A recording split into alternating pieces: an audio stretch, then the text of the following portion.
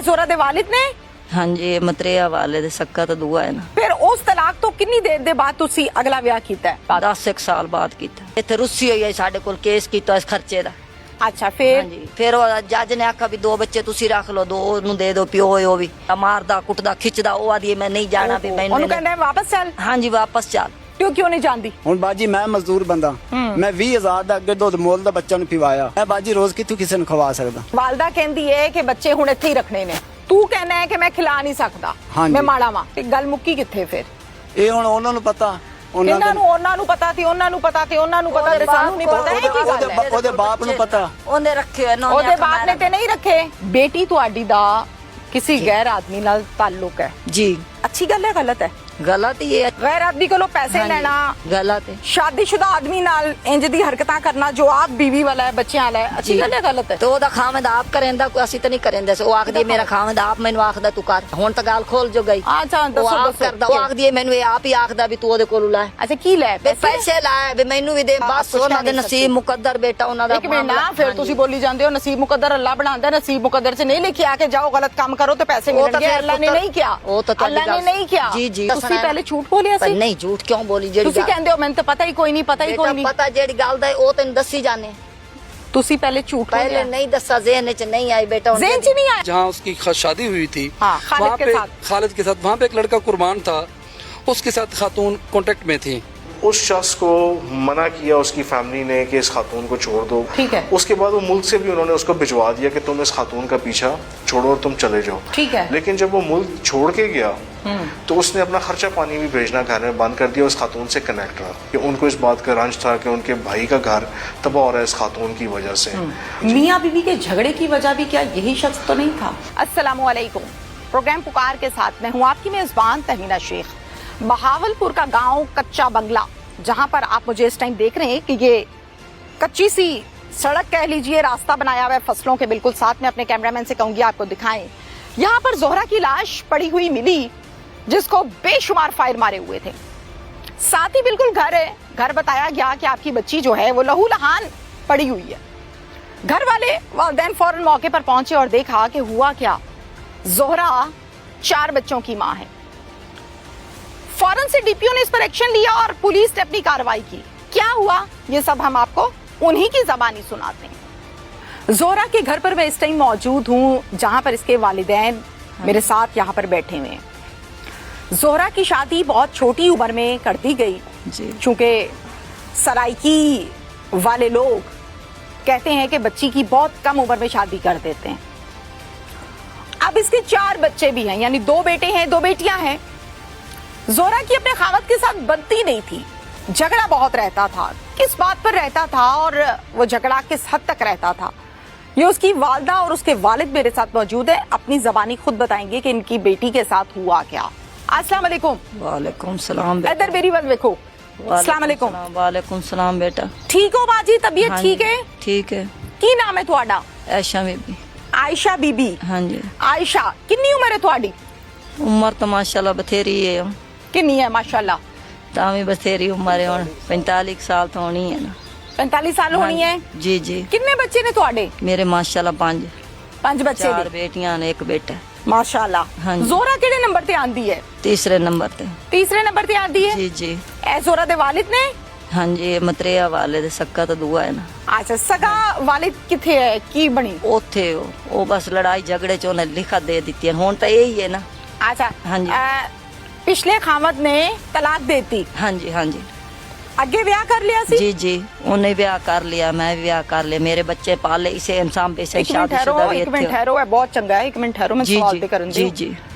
उतों ਤੁਹਾਡਾ ਮਸਲਾ ਖਰਾਬ ਹੋਇਆ ਤੇ ਤੁਸੀਂ ਬੱਚੇ ਲੈ ਕੇ ਇੱਥੇ ਆ ਗਏ? हाँ जी। ਸਾਰੇ ਬੱਚੇ ਲੈ ਕੇ ਆ ਗਏ ਸੀ? सारे लेके आ ਉਹਨੇ ਕਿਹਾ ਨਹੀਂ ਕਿ ਮੈਂ ਬੱਚੇ ਰੱਖਣੇ ਨੇ? नहीं, उन्हें लिख दिते ना अदालत की तरफ। ओहो, तो खर्चा खुर्चा ਦਿੱਤਾ है कोई नहीं? नहीं, कुछ भी नहीं? कुछ भी नहीं। ਫਿਰ ਉਸ ਤਲਾਕ ਤੋਂ ਕਿੰਨੀ ਦੇਰ ਦੇ ਬਾਅਦ ਤੁਸੀਂ ਅਗਲਾ ਵਿਆਹ ਕੀਤਾ ਹੈ? ये बथेरा देर बाद किया, कितनी बच्चियां साल, बड़ियां 2 साल, 3 महीने, 6 महीने, कितनी देर बाद? 10 साल बाद किया। ओहो, 10 साल बाद? हाँ जी 10 साल बाद। ਤੇ 10 ਸਾਲ ਦੇਰ ਕਿਉਂ ਕੀਤੀ? बस फिर इसे तरह भी घर मापा दे घर बैठी रही, उत्थे बच्चा नु पाला, मेहनत मजदूरी करते, छोटे छोटे बच्चे आ। ओहो।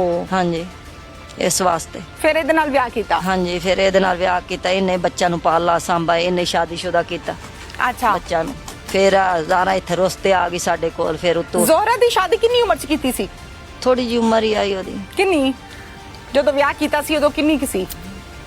ਹੁਣ ਇੰਨਾ ਅੰਦਾਜ਼ਾ 13 14 ਸਾਲ 15 ਸਾਲ 20 ਸਾਲ ਇੰਨਾ ਕੀ ਹੋਣਾ ਨਹੀਂ ਪਤਾ। ਹਾਂਜੀ ਨਹੀਂ ਪਤਾ। ਜਿਹਦੇ ਨਾਲ ਕੀਤੀ ਸੀ ਉਹ ਕੀ ਕਰਦਾ ਸੀ ਮੁੰਡਾ? ਕੋਈ ਵੀ ਨਹੀਂ ਐਵੇਂ ਮਿਹਨਤ ਮਜ਼ਦੂਰੀ ਕਰਦਾ। ਤੇ ਤੁਸੀਂ ਕਿਉਂ ਕੀਤੀ ਉਹਦੇ? ਬਸ ਫਿਰ ਰਿਸ਼ਤੇਦਾਰ ਹਨ ਆਪਣੇ ਹਨ। ਅੱਛਾ ਆਪਣੇ ਆਜ ਹਾਂ ਕੀਤੀ ਸੀ। ਆਪਣੇ ਆਪਣੇ ਰਿਸ਼ਤੇਦਾਰਾਂ ਚ ਕੀਤੀ ਹੈ, ਬਾਹਰ ਨਹੀਂ ਨਾ ਸਾਡੇ ਕਰਦਿਆਂ ਰਿਸ਼ਤੇਦਾਰਾਂ ਚ ਕੀਤੀ ਹੈ। ਅੱਲਾ ਨੇ ਕਿੰਨੇ ਬੱਚੇ ਦਿੱਤੇ ਸ਼ਾਦੀ ਤੋਂ ਬਾਅਦ? ਕਿਹਨੂੰ? ਜ਼ਾਰਾ ਨੂੰ? ਜੀ ਜੀ 4। ਮਾਸ਼ਾਅੱਲਾ। ਹਾਂਜੀ। 2 ਬੇਟੇ ਤੇ 2 2 ਬੇਟੀਆਂ? ਬੇਟੀਆਂ 2 ਬੇਟੇ। ਸਭ ਤੋਂ ਵੱਡਾ ਬੱਚਾ ਕਿੰਨੇ ਸਾਲ ਦਾ ਹੈ? 10 ਸਾਲ ਦਾ। ਤੇ ਸਭ ਤੋਂ ਛੋਟਾ? ਉਹ ਥੋੜਾ ਹੀ ਹੈ ਉਸ ਤੋਂ। सबसे छोटा 7 साल का है? हाँ। अच्छा चले हाँ जी। खैर की रोला बने जोरा दा ओदे खामद नाल? कोई पता नहीं बेटा, साडे कोल तो इत्थे आखण लगे भी साडी आपस में लड़ाई झगड़ा होया, इत्थे आई हुई है साडे को। नहीं केड़ी गल्लों लड़ाई झगड़ा होया? मां नु ते कोई पता हुंदा समझ है नहीं, ना आपस में दोवें लड़े कि हैं, आपस खर्चे में तो लड़ाई लड़दे झगड़ा। सी या कोई होर गल सी नहीं या नहीं, आदमी आपस में ठीक कोई नहीं लड़ाई सी? झगड़ा नहीं आगा बच्चा अल्लाह नु पता की है ते की नहीं। इत्थे आई हुई साडे कोल, ओथों ही बंदे आए ते ओथों ही आते मार के आते मारते चले गए। अच्छा हाँ जी, इत्थे रुस्सी हुई है साडे कोल, केस कीता इस खर्चे दा। कितनी देर तो रहंदी सी तुहाडे कोल? साडे कोल थोड़ा चिर ही होया, 3-4 महीने होए ने इत्थे आई। 4 महीने तो हाँ जी। बच्चे लेके आ गए? हाँ इत्थे आ गए चारों बच्चे इत्थे सी? चारे ही इत्थे आ। फिर 2 बच्चे जज ने दे दिते हैं, 2 साडे कोल हुण तो फिर 4 साडे कोल। फिर अदालत केस कीता होया इन्हें खर्चे दा। अच्छा फिर? हाँ जी, फिर जज ने आखा भी 2 बच्चे तुसी रख लो, 2 ओनू दे दो, प्यो है वो भी। ठीक है। 2 फिर ओनू दिते, फिर वो भी ओने गला दिते हुण। किवें गला दिते? बस उवें ही ओने गला दिते, दे दिते ओने। क्या नाम है? मोहम्मद सादिक। सादिक आप सौतेले बाप हैं हाँ जी बच्ची के? हाँ जी आपने पाली बड़ी की है? हाँ जी। तुसी हथी विआई सी के पहले? नहीं ओदे बाप ने विआई सी पहले। बाप ने विआई सी हाँ जी, पहले? पहले। तुसी दोबारा कीता हाँ विआह? जी, दूसरी बच्चियां दी 2 दी शादी मैं की अच्छा थी। ठीक है ठीक है ठीक है। की रोल है जोरा दा ओदे खामद बाजी नाल? नहीं मालूम क्यों वो वसदे छोड़ना लसी वसने इत्थे। साडी मजदूरी है, नौकरी आ। हाँ ਅਸੀਂ ਨੌਕਰੀ ਕਦੇ ਟਾਈਮ ਮਿਲ ਗਿਆ ਤਾਂ ਚਲਾ ਗਿਆ, ਨਾ ਟਾਈਮ ਹੋਇਆ ਤਾਂ ਆਪਦੇ ਘਰ ਰਹਿ ਗਿਆ। अच्छा ਹਰ ਕੋਈ ਜਿੱਥੇ ਆਪਣੇ ਘਰ ਵਿੱਚ ਦੱਸ, ਕਿਸੇ ਦੇ ਘਰ ਦਾ ਮਾਮਲੇ ਦਾ ਨਹੀਂ ਪਤਾ। ठीक है। ਉਹ ਬੱਚੀ ਜਦੋਂ ਆਈ ਆਪਣੇ ਬਾਪ ਕੇ ਨਾਲ ਆਈ ਹੈ। अच्छा ਬਾਪ ਉਹਦਾ ਇੱਥੇ ਛੱਡ ਗਿਆ, ਉਸ ਆਖਿਆ ਇਹ ਖੈਰਾਸੀ ਈਦ ਕਰਕੇ ਬੱਚੀ ਆਖਾ ਮੈਂ ਚਲੀ ਵੈਸਾ। ठीक है। ਬੱਚੀ ਜਿਹੜੇ ਨੇ ਈਦ सगा बाप? हाँ जी सका बाप। अच्छा वो ठीक छाड़ है। के चला गया। फिर वो बच्ची आखा पे चलो मैं इत्थे ईद कर ले। मैं कहा पुत्र तू इत्थे कर ले, तेरी बहन छोटी भी आई सी, तुसी दोवें बहन इत्थे ईद कर लो। ठीक है। पिछू खालिद आ गया 8-10 दिन बाद। खालिद कौन है? ਉਹਦੇ ਘਰ ਵਾਲਾ। अच्छा ਉਹਨੇ ਆਖਾ ਅੱਜ ਤੈਨੂੰ ਕੱਪੜੇ ਲੈ ਦੇਵਾਂ, ਬੱਚਿਆਂ ਦੇ ਸਾਰਾ ਕੁਝ ਲੈ ਦੇਵਾਂ। अच्छा ਜਦੋਂ ਉੱਥੇ ਮੰਡੀ ਗਏ, ਕੋਈ ਥੋੜਾ ਬਹੁਤ ਸਮਾਨ ਲਿਆ, ਉੱਥੇ ਝਗੜਾ ਕਰਕੇ ਵਾਪਸ ਆ ਗਏ। ठीक है। सामान ਇੱਥੇ- लेके? ਹਾਂ ਜੀ ਬੱਚਿਆਂ ਦਾ। ਸ਼ਾਮ ਨੂੰ ਇੱਥੇ ਆ ਕੇ ਉਹਦੇ ਹੱਥੇ ਬੱਕੇ ਪੈ ਗਿਆ, ਛੋਟੀ ਕੁੜੀ ਦੀ ਵੀ ਇੱਟ ਮਾਰੀ ਤੇ ਉਹਦੇ ਸਿਰ ਪਾੜ ਦਿੱਤਾ। ओहो इधर? ਹਾਂ ਜੀ अच्छा ਉਹਦੇ ਘਰ ਵਾਲੀ ਨੇ ਉਹਨੂੰ ਮਾਰਿਆ। ਉਹਨੂੰ ਵੀ ਮੈਂ ਛਡਾਇਆ, ਉਹਦੇ ਬਾਪ ਨੂੰ ਛਡਾ ਲਈ, ਉਹਨੂੰ ਉਹ ਵੀ ਮਾਰਨ ਵਾਲਾ, ਉਹਦਾ ਬਿਰਾ ਵੀ ਮਾਰਨ ਵਾਲਾ, ਸਾਰੇ। ਮੈਂ ਕਿਹਾ ਬੰਦੇ ਬਣ ਜਾਓ, ਚਲੋ ਲੜਾਈ ਹੋ ਪੈਂਦੀ ਹੈ, ਤੁਸੀਂ ਕਿਸ ਤਰੀਕੇ ਨਾਲ ਬੈਠ ਮੁਕਾਓ। ਹਾਂ, ਠੀਕ ਹੈ। ਤੁਸੀਂ ਇੱਟਾ ਰੋੜੇ ਚਲਾਉਣਾ ਸ਼ੁਰੂ ਕਰ ਦਿੱਤਾ, ਇਸ ਤਰ੍ਹਾਂ ਘਰ ਨਹੀਂ ਵਸਦੇ ਹੁੰਦੇ, ਕਿਸ ਹਾਂ। ਤਰੀਕੇ ਨਾਲ ਵਸਾਓ। ਖਾਲਿਦ ਨੇ ਕਿਹਾ ਜੀ ਮੈਂ ਫੈਰ ਮਰਾਉਣਾ, ਇਹਨੂੰ ਮਰਾ ਹੀ ਦੇਣਾ। वजह ਜੇ ਇੱਥੇ ਪੁੱਛਿਆ ਲੈ ਨਹੀਂ? ਗਿਆ, ਮੈਂ ਆਖਿਆ ਵੀ ਕਿਹੜੀ ਗੱਲ ਫੈਰ ਮਰੇ ਹਾਂ। ਸਕ, ਮੇਰੀ ਮਰਜ਼ੀ ਦੀ ਗੱਲ ਹੈ। अच्छा ਮੈਂ ਆਖਿਆ ਉੱਥੇ ਲੈ ਲੈਣਾ, ਬੱਚੀ ਆਖਿਆ ਬਈ ਮੈਂ ਉੱਥੇ ਨਹੀਂ ਵਸਦੀ, ਤੂੰ ਇੱਥੇ ਆਪਣੇ ਘਰ ਤੇਰਾ ਉੱਥੇ ਆ ਜਾ। ਉਸ ਆਖਿਆ ਨਹੀਂ ਮੈਂ ਵਸਾਉਣਾ ਤੈਨੂੰ, ਸਾਡੇ ਵਸਣਾ ਤਾਂ ਉੱਥੇ ਵਸ, ਨਹੀਂ ਤਾਂ ਮੈਂ ਤੈਨੂੰ ਫੈਰ ਹੀ ਮਰਾਉਣੇ ਆ। अच्छा ਹਾਂਜੀ ਉਦੋਂ ਵਾਪਸ ਆਇਆ, 10 ਦਿਨ ਗੁਜ਼ਰੇ, 15 ਦਿਨ ਗੁਜ਼ਰੇ, ਫੇਰ ਫੋਨ ਕੀਤਾ। माइक पास करें। अच्छा ਉਹਨੇ 3-4 ਵਾਰੀ ਫੋਨ ਕੀਤਾ। बच्ची कहती है मैं ਉੱਥੇ ਨਹੀਂ ਵਸਣਾ, ਇੱਥੇ ਵਸਣਾ ਹਾਂ ਹੈ। ਉਹਨੇ ਆਖਿਆ ਵੀ ਆਪਣਾ ਘਰ ਆ ਗਿਆ, ਆਪਾਂ ਇੱਥੇ ਵਸਾਂਗੇ। ਉਹਨੇ ਆਖਿਆ ਮੈਂ ਉੱਥੇ 55 ਵਸਾਉਣਾ ਤੈਨੂੰ।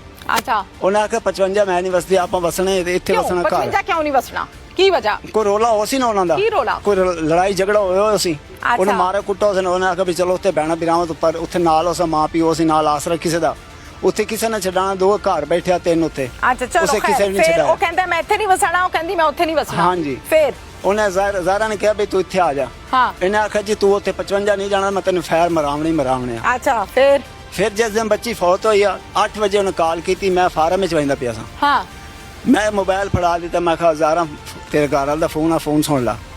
ਜ਼ਾਰਾ ਕਿਹਾ ਮੈਂ ਨਹੀਂ ਗੱਲ ਕਰਨੀ। ਮੈਂ ਕਿਹਾ ਪੁੱਤਰ ਤੇਰੀ ਮਰਜ਼ੀ, ਗੱਲ ਕਰ ਜਾਂ ਨਾ ਕਰ, ਮੈਂ ਤੈਨੂੰ ਫੋਨ ਦਿੱਤੀ ਮੈਨੂੰ। ਠੀਕ ਹੈ। ਫਿਰ ਜ਼ਾਰਾ ਨੇ ਕੀਤਾ ਵੀ ਚਲੋ ਗੱਲ ਕਰਾ ਦੇ। ਉਹਨੇ ਆਖਿਆ ਅਹਿਮਦ ਪੁੱਤਰ ਨਾਲ ਗੱਲ ਕਰਾਈ, ਅਹਿਮਦ ਨਾਲ। ਅਹਿਮਦ ਆਖਿਆ ਮੈਂ ਸੁਣਾ ਤੇਰਾ ਬੂ ਤੈਨੂੰ ਗਾਈ ਚ ਗੱਲ ਦਾ। ਆਖਿਆ ਹਾਂਜੀ ਮੈਂ ਗਾਈ ਚ ਰਹਿਣਾ। ਉਸ ਆਖਿਆ ਪੁੱਤਰ ਤੇਰਾ ਬੂ ਤੇਰੇ ਨਾਲ ਜ਼ੁਲਮ ਕਰਸੀ ਤੇ ਤੂੰ ਆ ਜਾ, ਮੈਂ ਆਪੇ ਮੇਰਾ ਮਜ਼ਦੂਰੀ ਕਰਸਾਂ, ਕਿਸੇ ਦੀ ਨੌਕਰੀ ਕਰਸਾਂ, ਤੁਹਾਨੂੰ ਮੈਂ ਪਾਲ ਲੈਸਾਂ। ਠੀਕ ਹੈ। ਉਹ ਤੋਂ ਖਾਲਿਦ ਨੇ ਬੋਲਾ ਜੀ 1 ਵਜੇ ਮੈਂ ਬੱਚੇ ਦੇਣੇ ਆਣੇ ਆ। ਅੱਛਾ ਬੱਚੇ ਤੈਨੂੰ ਦੇਵੇ ਸਾਂ, ਬੱਚੇ ਲੈ ਲਵੀਂ। ਅੱਛਾ 1 ਵਜੇ ਤੇ 6 ਮਿੰਟਾਂ ਦੇ ਬੱਚੀ ਇੱਥੋਂ ਉੱਠੀ ਆ। ਠੀਕ ਹੈ। 1 ਵਜੇ ਤੇ 6 ਮਿੰਟਾਂ ਦੇ ਮੈਂ ਟਾਲੀ ਤਲੇ ਸਾਂ, ਬੱਚੀ ਇੱਥੇ ਕੱਪੜੇ ਧੋ ਰਹੀ ਸੀ ਮੁੰਡੇ ਦੇ। ਠੀਕ ਹੈ। ਇਹ ਅੰਦਰ ਸੁੱਤੇ ਹੋਏ ਸੀ, ਬੱਚਾ ਲੈ ਕੇ ਛੋਟਾ। ਅੱਛਾ ਉਦੋਂ ਉਹਨਾਂ ਕਾਲ ਕੀਤੀ, ਅਸੀਂ ਅੰਦਰ ਸਫਾਰਾਂ ਦੇ ਹਾਂ ਡੰਗਰਾਂ ਦਾ ਸ਼ੋਰ ਸੀ, ਸਾਨੂੰ ਨਹੀਂ ਪਤਾ ਲੱਗਾ, ਅਸੀਂ ਠੀਕ ਹੈ। ਤਾਂ ਸੌਂ ਗਏ। ਠੀਕ ਹੈ 1 ਵਜੇ ਤੇ 6 ਮਿੰਟਾਂ ਤੇ ਇੱਥੋਂ ਨਿਕਲਿਆ, 2 ਵਜੇ ਤੇ 1 ਵਜੇ ਤੇ 40 ਮਿੰਟਾਂ ਦੇ ਬੱਚੇ ਨੂੰ ਫਾਇਰ ਵੱਜ ਗਿਆ। ਠੀਕ ਹੈ ਉਦੋਂ ਅਸੀਂ ਵਾਪਸ ਜਦੋਂ ਨਿਕਲੇ, ਮੋਟਰਸਾਈਕਲ ਉਹ ਮੱਕੀ ਟੱਪ ਗਿਆ ਸੀ। ਠੀਕ ਹੈ ਇੱਕ ਬੰਦਾ ਖੜਾ ਸੀ, ਉਹਨੇ ਆਖਿਆ ਵੀ ਆਹ ਮੋਟਰਸਾਈਕਲ ਵਹਿੰਦਾ ਪਿਆ। ਹਾਂ ਫਿਰ ਮੈਂ ਗਿਆ, ਖਾਲਿਦ ਨੂੰ ਫੜਾ ਆਇਆ। ਅੱਛਾ ਖਾਲਿਦ ਨੂੰ ਮੈਂ ਰਾਜ ਵੀ ਪੁੱਛਾ, ਪੁਲਿਸ ਵੀ ਨਾਲ ਸੀ, ਪੁਲਿਸ ਵੀ ਪੁੱਛਾ ਵੀ ਤੇਰਾ ਕਿਸੇ ਨਾਲ ਰੋਲਾ? ਆਖੇ ਜੀ ਮੇਰਾ ਰੋਲਾ ਕੋਈ ਨਹੀਂ। ਅੱਛਾ ਬਾਅਦ ਦੇ ਖਾਲਿਦ ਦੇ ਘਰ ਦੇ ਨਾਲ ਹਮਸਾਇਆ, ਅੱਛਾ ਉਹਨਾਂ ਦਾ ਰੋਲਾ ਨਿਕਲਾ। ਉਹਨਾਂ ਕਿਹਾ ਜੀ ਫਾਇਰ ਅਸੀਂ ਮਾਰਿਆ। ਖਾਲਿਦ ਨੇ ਨਹੀਂ ਮਾਰਿਆ? ਖਾਲਿਦ ਉਹਨਾਂ ਨਹੀਂ ਮਾਰ, ਉਹਨੇ ਕਹਿ ਦਿੱਤਾ ਵੀ ਮੈਂ ਅਸੀਂ ਮਾਰਾ। ਅੱਛਾ ਨਾਲ ਦੇ ਘਰ ਵਾਲਿਆਂ ਨੇ ਕਿਹਾ ਕਿ ਅਸੀਂ ਮਾਰਿਆ। ਅਸੀਂ ਮਾਰਿਆ। ਠੀਕ ਹੈ ਅਸਾਂ ਆਖਿਆ ਵੀ ਕਿਹੜੀ ਗੱਲੋਂ? ਆਖੇ ਇਸ ਗੱਲ ਦਾ ਸਾਨੂੰ ਇਲਮ ਨਹੀਂ, ਅਸੀਂ ਅੱਛਾ। ਮਾਰਨਾ ਸੀ ਮਾਰ ਦਿੱਤੇ ਆ। ਠੀਕ ਹੈ ਪੁਲਿਸ ਦੇ ਸਾਹਮਣੇ ਵੀ ਉਹਨੂੰ ਕਹਿ ਦਿੱਤਾ ਹਾਂ। ਵੀ ਅਸੀਂ ਮਾਰਿਆ, ਠੀਕ ਹੈ ਤੇ ਹੁਣ ਵੀ ਕਹਿ ਦਿੱਤਾ ਮਾਰ ਵਜ੍ਹਾ ਦਿੱਤਾ। ਵਜ੍ਹਾ ਅਸਾਂ ਆਖਿਆ ਵਜ੍ਹਾ, ਬਸ ਆਖਿਆ ਅਸੀਂ ਮਾਰਨਾ ਸੀ, ਇਸ ਤੋਂ ਉੱਤੇ ਅਸੀਂ ਨਹੀਂ ਸੁਣੀ ਅੱਛਾ ਵੀ ਕੀ ਹੋਇਆ, ਕੀ ਮਾਮਲਾ ਇਹਨਾਂ ਦਾ ਚੱਲਦਾ ਸੀ, ਕੀ ਕਰਦੇ ਸਨ। ਖਾਲਿਦ ਕਰਦਾ ਸੀ ਜਾਂ ਘਰ ਕੁੜੀ ਕਰਦੀ ਸੀ ਜਾਂ ਉਹ ਮੁੰਡੇ ਕਰਦੇ ਸਨ, ਹਾਂ। ਇਹ ਮਾਮਲੇ ਦਾ ਸਾਨੂੰ ਨਹੀਂ ਪਤਾ। ਕਿੰਨੇ ਫਾਇਰ ਮਾਰੇ ਸੀ? 10 ਫਾਇਰ 10 ਫਾਇਰ ਮਾਰੇ? ਹਾਂਜੀ, 4 ਨਹੀਂ ਲੱਗੇ, 6 ਲੱਗੇ ਉਹਨੂੰ। ਓਏ ਹੋਏ ਉਹ ਖੁਦ ਪੁਲਿਸ ਚੁੱਕੀਆਂ ਗੋਲੀਆਂ ਵੀ ਆਪ। ਅੱਛਾ ਬੱਚਾ ਕੋਲ ਹੀ ਸੀ ਜਿਹਦੀ ਫੋਨ ਤੇ ਗੱਲ ਕਰਾ ਰਹੀ ਸੀ?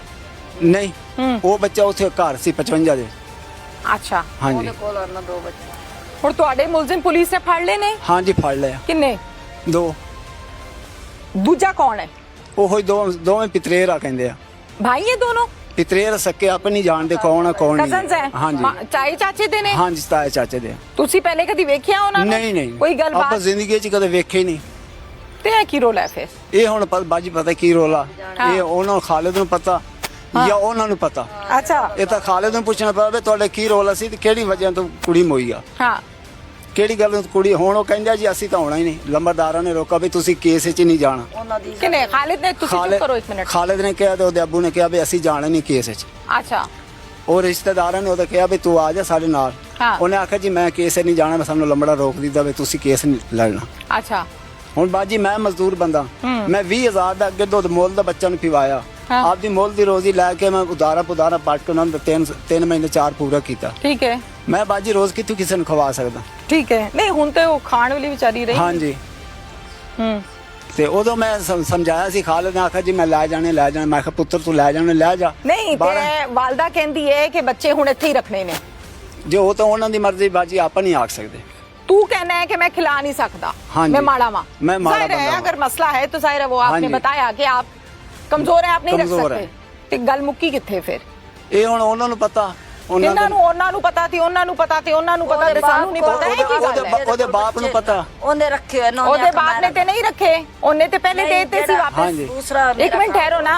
ਹਾਂ ਉਹਦੇ ਕੋਲ ਹੈ ਨਾ। ਇਹਦੇ ਦੂਸਰਾ ਖਾਵਾਂ ਨੇ ਬੱਚੇ ਉਹਦੇ ਕੋਲ ਆ। ਅੱਛਾ। ਇੱਕ ਉਹਨੇ ਭਰਾ ਨੂੰ ਦੇ ਦਿੱਤਾ। ਨਾਨੇ ਕੋਲ? ਹਾਂਜੀ ਨਾਨਕਾ ਕੋਲ ਹੈ ਨਾ। ਤੇ ਅੱਛਾ 2 ਦੀ ਮੇਰੀ ਸਾਲੀ ਕੋਲ ਆ, ਅੱਛਾ ਉਹ ਉੱਥੇ ਵਧਿਆ, ਅੱਛਾ। ਉਹ ਉੱਥੇ ਖਾਂਦੇ ਪੀਂਦੇ ਵਧੇ ਆਪਦੇ ਵਧੇ ਆ। ਤੇਰੇ ਕਿੰਨੇ ਬੱਚੇ ਨੇ? ਮੇਰੇ ਬਾਜੀ ਕੋਈ ਬੱਚਾ ਨਹੀਂ। ਕੋਈ ਬੱਚਾ ਨਹੀਂ? ਨਹੀਂ। ਇਹ ਪਹਿਲਾ ਵਿਆਹ ਹੈ ਦੂਜਾ? ਦੂਸਰਾ। तेरा भी दूजा है? हाँ जी। ਉਹਦਾ ਵੀ ਦੂਜਾ ਹੈ? ਹਾਂਜੀ।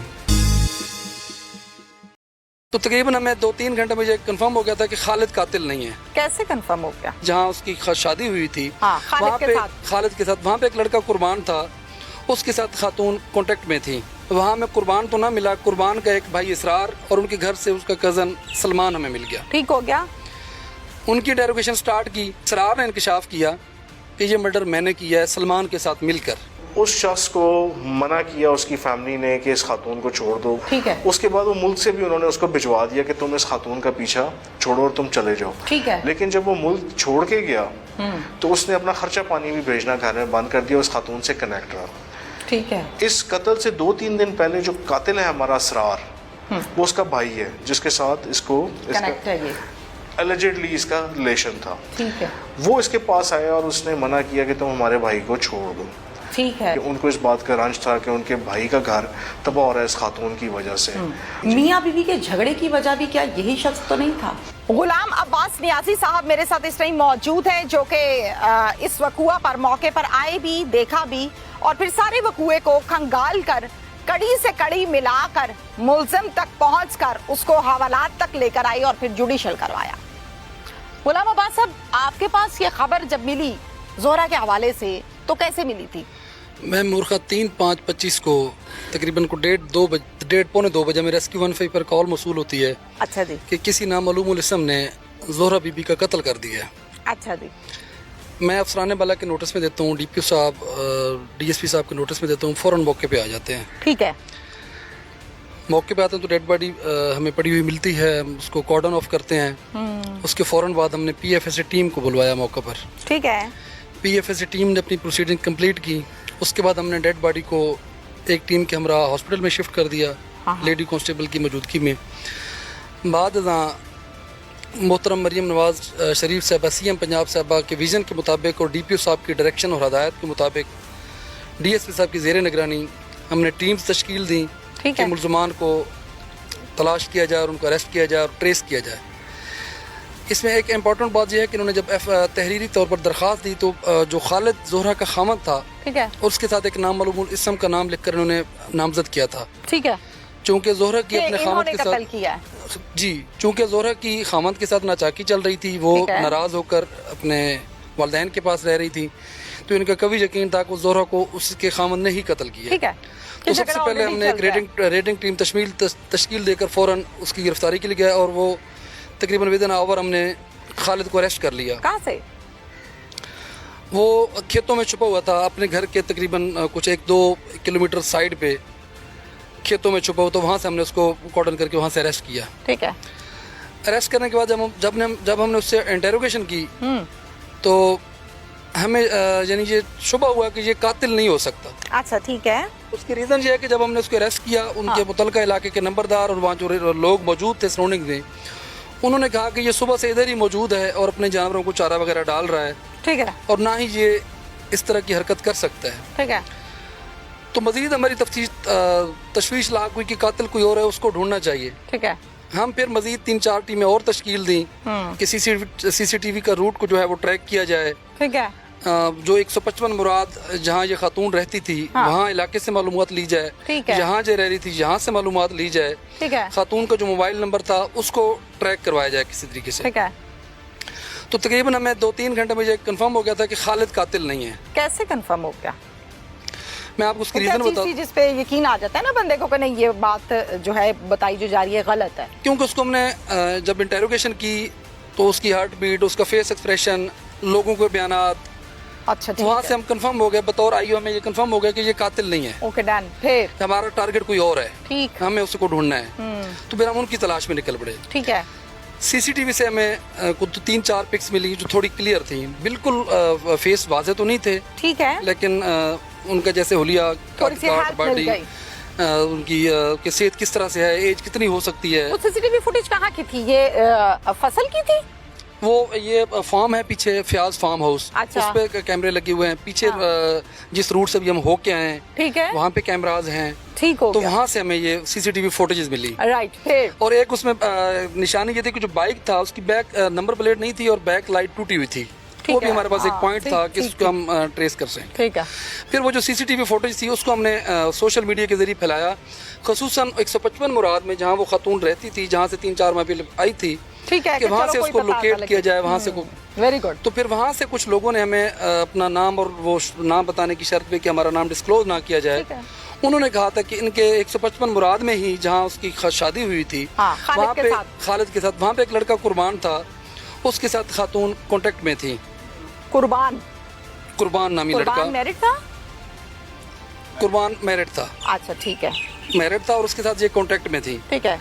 तो हमने फिर कुर्बान के घर की रेकी की, वहाँ पे हमने रेड किया टीम के हमरा। ठीक है। वहाँ में कुर्बान तो ना मिला, कुर्बान का एक भाई इसरार और उनके घर से उसका कजन सलमान हमें मिल गया। ठीक हो गया।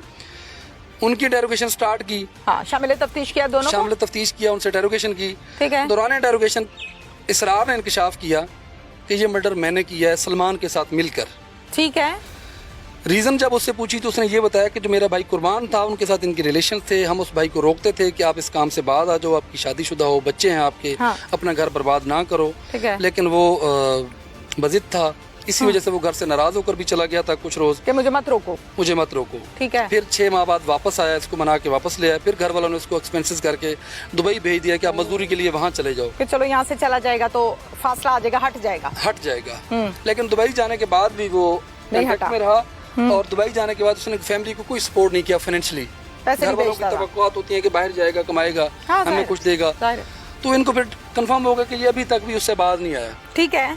उसका भाई जो है इसरार, उसने कहा कि इस वजह से फिर मैं इस रंजिश की बिना पर मैंने प्लान किया सलमान के साथ मिलकर, जो कि उसका कज़न है, पुपीजाद है। ठीक है। हम आए, इसको धोखे से बाहर बुलवाया। किसको? हम जोहरा को। कैसे बुलवाया?